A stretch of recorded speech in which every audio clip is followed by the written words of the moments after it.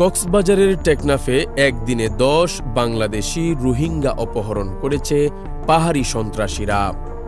শনিবার সকালে টেকনাফের হোয়াইক্যাংয়ের কাঞ্জরপাড়া পাহাড়ি এলাকা থেকে বাংলাদেশি ৭ কৃষক ও ৩ রোহিঙ্গাকে অপহরণ করা হয়েছে। কৃষকদের পরিচয় পাওয়া গেলেও ৩ রোহিঙ্গার পরিচয় পাওয়া যায়নি। চলতি সময় হতে গত ১ বছরে টেকনাফের বিভিন্ন এলাকা হতে অপহরণের শিকার হয়েছে প্রায় ১৩৪ জন, যাদের বেশিরভাগ ফিরেছেন মুক্তিপণে। শীত শুরুর প্রাক্কালে ফের অপহরণ হওয়ায় আতঙ্কিত সময় পার করছেন পাহাড়ের আশপাশে বসতি ও চাষাবাদে থাকা লোকজন। স্থানীয় সূত্র জানায়, সকাল ৯টার দিকে টেকনাফের হোয়াইক্যাং ইউনিয়নের করাচিপাড়া গ্রামের পশ্চিমে পাহাড়ে ঘেরা আবু বকর গোনায় চাষাবাদের কাজ ও লাকড়ি সংগ্রহকালে ৭ জন বাঙালি ও ৩ জন রোহিঙ্গাকে ধরে নিয়ে যায়। অজ্ঞাত এই ডাকাত চক্র আগে থেকেই উৎপেতে ছিল। ডাকাত দল অপহরণকৃতদের অজ্ঞাত স্থানে নিয়ে আটক রাখে।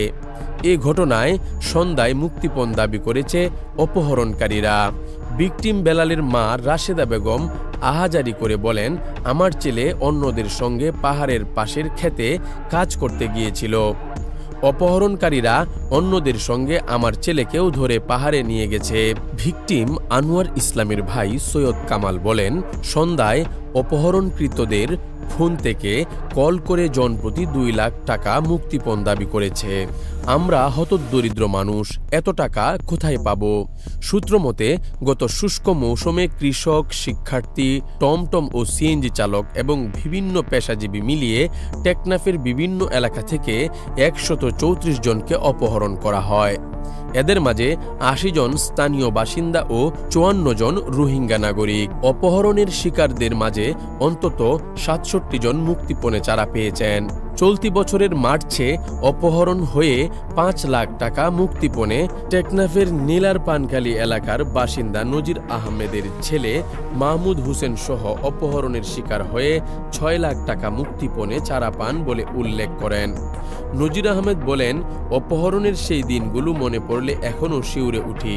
ওরা আমাদের গরু বলে পা বেঁধে কাঠের পাটাতন দিয়ে পিটিয়েছে। মুক্তিপণ দিতে দেরি হচ্ছিল বলে ৩ বার কেটে ফেলতে চেয়েছিল তারা। ছাড়া পেয়ে আরও ১ লাখ টাকা চিকিৎসায় খরচ করতে হয়েছিল। দরিদ্র নজির আহমেদ আরও বলেন, নির্যাতন সহ্য করে মুক্তিপণে ফিরে এসে এখন নিঃস্ব। অভাবের কারণে ভয় নিয়েও জীবিকার তাগিদে পাহাড়ের পদদেশে ফসলের মাঠে যেতে হয় এখনও। টেকনাফের পাহাড়ি এলাকার বাসিন্দারা বলেন, পাহাড়ে তেমন কোনো অভিযান চালায় না আইন শৃঙ্খলা বাহিনী। অপহরণের খবর পেলে ২-১ মাইল হেঁটেই চলে আসেন তারা।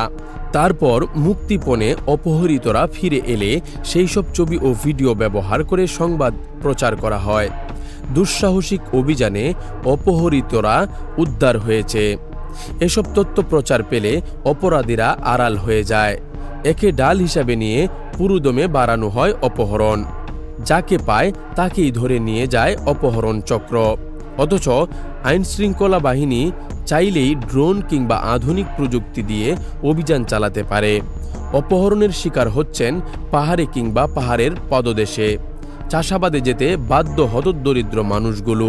এতে গরিব মানুষগুলো ধার দেনায় মুক্তিপণ দিতে গিয়ে নিঃস্ব হচ্ছে। NN news desk.